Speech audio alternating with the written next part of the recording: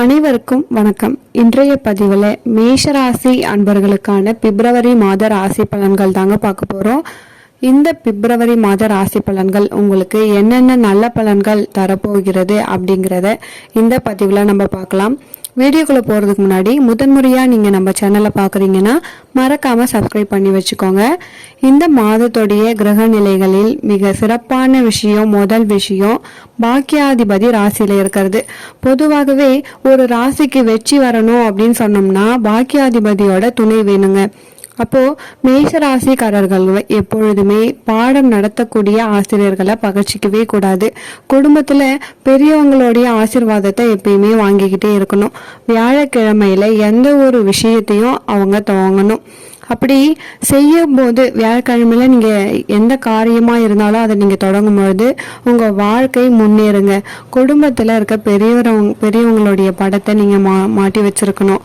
இது உங்க வாழ்க்கையில உங்களுக்கு மிகப்பெரிய வெற்றியை தரப்போகுது. அதே போல சுவாமி மலை முருகனோட படத்தை நீங்க உங்க வீட்டுல மாத்தி வச்சு அதை பார்த்துட்டு உங்களுடைய காரியங்களை துவங்கினீங்கன்னா பெரும் வெற்றி உங்களுக்கு கிடைக்கும். இதுல எந்தவித சந்தேகமும் கிடையாதுங்க. இன்னுமே சொல்ல போனா மேஷராசிக்காரங்களை பொறுத்த வரைக்கும் ஒவ்வொரு வியாழக்கிழமையும் செவ்வாய்க்கிழமையும் உங்களுக்கு உகந்த கிழமையாக இருக்குது. இந்த நாள்ல நீங்க கந்தகுரு கவசம் படிக்கும் பொழுது மிகப்பெரிய வெற்றியை நீங்க அடைவீங்க. இந்த மாசத்தோடைய கிரக நிலையை பார்க்கும்பொழுது உங்களுடைய ராசி அதிபதி ஆட்சியாகக்கூடிய ஒரு மாதமாக இந்த பிப்ரவரி மாதம் இருக்குதுங்க. இந்த மாசத்தோடைய இரண்டாவது பாதியில உங்க வாழ்க்கையில நிறைய நல்ல நல்ல மாற்றங்கள் உங்களுக்கு ஏற்பட போகுதுங்க. முதல்ல பிப்ரவரி மாதம் 4ஆவது தேதி உங்களுடைய ராசி அதிபதி செவ்வாய் உச்சமடைகிறாரு. அப்போ அவர் உச்சமடைந்த பிறகு உங்களுடைய வாழ்க்கை போக்குல நல்ல மாற்றங்கள், குறிப்பா அதிகார பதவிகள், மேஷராசிக்காரங்களுக்கு அதிகார பதவிகள் கிடைக்கிறதுக்கான வாய்ப்புகள் அதிகமாகவே இருக்கு. எந்த அதிகார பதவிக்கு நீங்க போனாலும் அன்பினால பிறரை வசப்படுத்துவீங்க. ராசியில குரு பகவான் இருக்கிறதால அன்பு பேசும். அன்புனால பிறரை வசீகரம் செய்யக்கூடிய வாய்ப்புகள் உங்களுக்கு இருக்குதுங்க.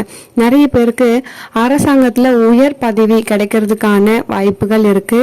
அதாவது நீங்க ஏதாச்சும் கவர்மெண்ட் வேலைக்கு ட்ரை பண்றீங்க அப்படின்னா இந்த டைம்ல நீங்க முயற்சி எடுத்தீங்கன்னா கண்டிப்பா உங்களுக்கு நல்ல வேலை வாய்ப்புகள் கிடைக்கும். இதுல ராசிக்கு 7ஆம் இடத்துல சந்திர பகவான் சித்திர நட்சத்திரத்துல அமர்ந்து இந்த மாதத்தை துவக்கிறாருங்க. அதனால அப்போ இந்த மாதம் உங்களுக்கு எப்படி இருக்கும் அப்படின்னு பார்த்தீங்கன்னா உங்களுடைய ராசிநாதனின் அனுகிரகம் உங்களுக்கு பரிபூர்ணமாக இருக்கிறதால இந்த மாசம் நல்ல வேலை வாய்ப்பு உங்களுக்கு கிடைக்க போகுது. ரெண்டாவது விஷயம், 11ஆவது இடத்துல சனி பகவான் அமர்ந்து லாபாதிபதி லாப இடத்துல அமர்ந்திருக்கிறதால உத்தியோகத்துல உயர்வு நிலை உங்களுக்கு கிடைக்கும். அந்த லாபஸ்தானத்துல இந்த மாதம் 13ஆம் தேதிக்கு அப்புறம் புதன் பகவானும் சூரிய பகவானும் அங்க வராங்க. அதனால பஞ்சமாதிபதி சூரியனாக இருக்கிறாரு. உங்களுக்கு 3ஆவது இடத்துல வீரியத்துக்கு அதிபதியான புத பகவான் 2 பேரா சேர்ந்து இருக்காங்க 11ஆவது ஸ்தானத்துல. அப்போ இந்த கூட்டணி உங்களுக்கு மிக பெரிய அளவுக்கு நம்பிக்கையையும் உருவாக்கி தரக்கூடிய வாய்ப்பாக இருக்க போது உங்கள் வாழ்க்கையில பலவிதமான முன்னேற்றங்களை தரப்போகுது. நீங்க செய்யக்கூடிய தொழில பெரிய விருத்தி கிடைக்க போகுதுங்க. அதாவது நீங்க எந்த காரியம் எடுத்தாலும் உங்களுக்கு வெற்றி கிடைக்கும். குரு பகவான் உங்கள் ராசியில இருக்கிற இந்த காலகட்டம் உங்க வாழ்க்கையில ஒரு பொன்னான காலகட்டமா இருக்க போது உங்களுக்கு பினான்சியலா நிறைய முன்னேற்றங்கள் கொடுக்க போறாரு. குழந்தை பாக்கியம் இல்லாம தவிச்சிட்டு இருந்தவங்களுக்கு இப்போ குழந்தை பாக்கியம் கிடைக்கிறதுக்கான வாய்ப்புகள் இருக்கு. நீங்க செய்யக்கூடிய தொழில், பிசினஸ் எதுவா இருந்தாலும் உங்களுக்கு அதுல பெரிய வளர்ச்சி வரப்போகுதுங்க.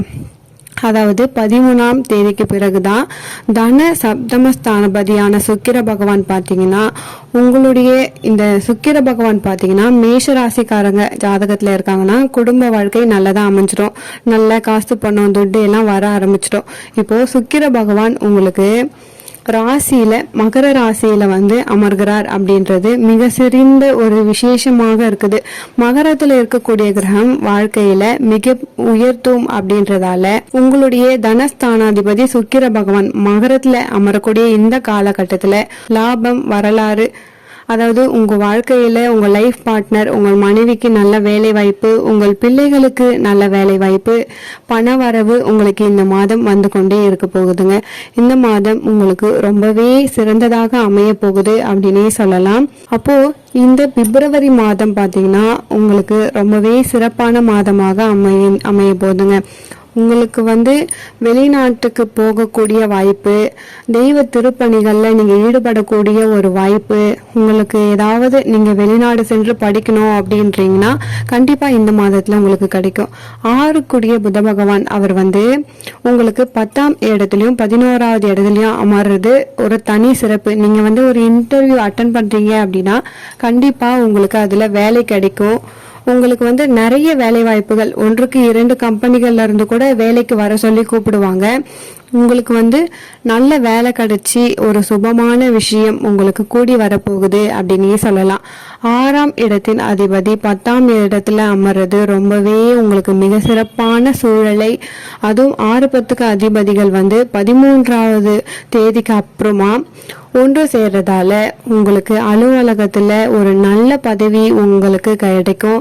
வேலை கிடைச்சதுக்கு அப்புறம் ஒரு நல்ல ப்ரமோஷன் கிடைக்கும். இது எல்லாமே ரொம்பவே நல்லா இருக்குதுங்க. 12ஆவது இடத்துல ராகு பகவான் இருக்கக்கூடிய இந்த காலகட்டத்தில் வெளிநாடு இருந்தவங்க தாய்நாடு திரும்புறதுக்கான வாய்ப்புகள் உங்களுக்கு ஏற்பட போகுதுங்க. அதில் நீங்கள் ரொம்பவே கவனமாக இருக்கிறது ரொம்பவே நல்லது. மேஷராசி அன்பர்களை பொறுத்த வரைக்கும் ஃபினான்ஷியலாக ரொம்பவே நல்லா இருக்கு. கல்யாண விஷயமும் ரொம்பவே நல்லா இருக்கு.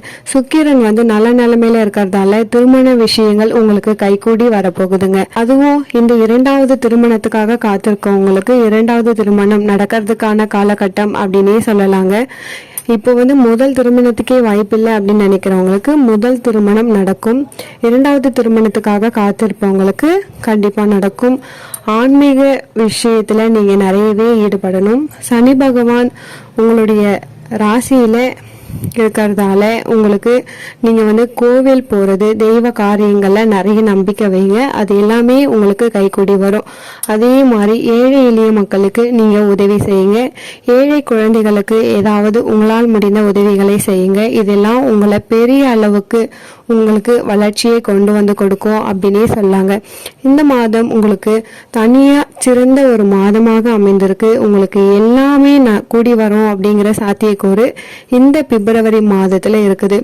இது உங்களுக்கு ஒரு சிறந்த மாதமாகவே இருக்கு. இந்த மாதத்துடைய கிரக நிலைகளை பார்க்கும் பொழுது 12 ராசிக்காரங்கள்ல நம்ம எந்த ராசிக்காரங்களா இருந்தாலுமே சரி, நம்முடைய இன்வெஸ்ட்மெண்ட்ல ரொம்பவே கவனமாக இருக்கக்கூடிய மாதமாக இந்த பிப்ரவரி மாதம் இருக்குதுங்க. எதனால இப்படி ஒரு சூழ்நிலை அப்படின்னு பாத்தீங்கன்னா, இந்த மாசத்துல 4ஆம் தேதிக்கு பிறகு செவ்வாய் பகவான் மகர ராசிக்கு வந்து உச்சமாயிட்டாரு. அப்போ அதே போல இந்த மாசத்துல மகர ராசிக்கு 13ஆம் தேதிக்கு பிறகு சுக்கிர பகவான் வந்து அமர்றாரு. ஒரு பக்கம் அந்த செவ்வாய் சுக்கிரனோட அமைப்பாக இருக்கிறது ஒரு பக்கம் நீங்க தெரிஞ்சு வச்சுக்கோங்க. மிக முக்கியமான ஒரு கிரக அமைப்பு என்ன அப்படின்னு கேட்டீங்கன்னா, கும்பராசியில இந்த மாதம் 13ஆம் தேதிக்கு பிறகு சூரிய பகவான் அமர்றாருங்க. புதன் பகவான் 2 பேருமே கும்பராசிக்கு பயிற்சி அடைகிறாங்க. அவங்களோடு ஏற்கனவே அந்த சனி பகவானும் இருக்கிறாருங்க. இது வந்து உங்களுக்கு ரொம்பவே ஒரு இன்வெஸ்ட்மெண்ட் பண்ணுறதுக்கான சில ப்ராப்ளங்களை ஏற்படுத்திடும். அதனால் நீங்கள் இன்வெஸ்ட்மெண்ட் பண்ணும்பொழுது, அதாவது நீங்கள் பங்கு சந்தையில் இன்வெஸ்ட்மெண்ட் பண்ணக்கூடிய பணத்தில் நிறைய சிக்கல்கள் வரும், ஏற்றத்தாழ்வுகள் வரும். அதனால் ரொம்பவே கவனமாக இருக்கக்கூடியது ரொம்பவே நல்லதுங்க. உடல் நலத்தை பொறுத்த வரைக்கும் இந்த மாதத்தில் கூடுதல் அக்கறை எடுத்துக்கிறது ரொம்பவே நல்லதுங்க. உடல் நலத்துல கூடுதல் அக்கறை எடுத்துக்கிறது மிக அவசியங்க. இந்த மாதம் உங்களுக்கு வரக்கூடிய 6ஆம் தேதியும் 20ஆம் தேதியும் சர்வ ஏகாதசி வருது. அந்த நாட்கள்ல இந்த காலகட்டத்துல விரதம் இருந்து பெருமாளை வழிபடணும். ஓம் நமோ நாராயணாய இந்த மந்திரத்தை நீங்க சொல்லும் பொழுது உங்களுக்கு நீங்க விரும்பியது எல்லாமே உங்களுக்கு கிடைக்கும் அப்படின்னே சொல்லலாங்க. இந்த மாதம் உங்களுக்கு ரொம்பவே சிறப்பான பலன்களை கொடுக்கறதுக்கு நீங்க இந்த வழிபாடு பண்ணுங்க. அதே மாதிரி 7ஆம் தேதியும் 21ஆம் தேதியும் பிரதோஷம் வருது. சிவபெருமான வழிபடுறதுக்கு அற்புதமான நாட்கள். வாழ்க்கையில் இருக்கக்கூடிய கஷ்டங்கள் எல்லாம் இந்த நாள்ல சிவபெருமான வழிபட்டா விலகும் அப்படின்னு முன்னோர்கள் சொல்லியிருக்காங்க. 9ஆம் தேதி பித்ருக்களை வழிபட வேண்டிய நல்ல நாள் தை அமாவாசை. எந்த அமாவாசையாக இருந்தாலும் தை அமாவாசையை மறக்கக்கூடாதுங்க. அந்த தை அமாவாசையில் உங்களுக்கு நீங்கள் செய்யக்கூடிய அந்த பித்ரு தர்ப்பணம் அப்படிங்கிறது உங்கள் குடும்பத்தில் இருக்க பல்வேறு வகையான தோஷங்களை போக்கிடும். குறிப்பாக உங்கள் குடும்பங்களில் இருக்கக்கூடிய பெண் சாபத்தை நீக்கிடும். மற்றபடி இந்த மாத கிரக நிலைகளை பொறுத்த வரைக்கும் உங்களுக்கு ரொம்பவே சிறப்பாக இருக்குது அப்படின்னே சொல்லலாங்க.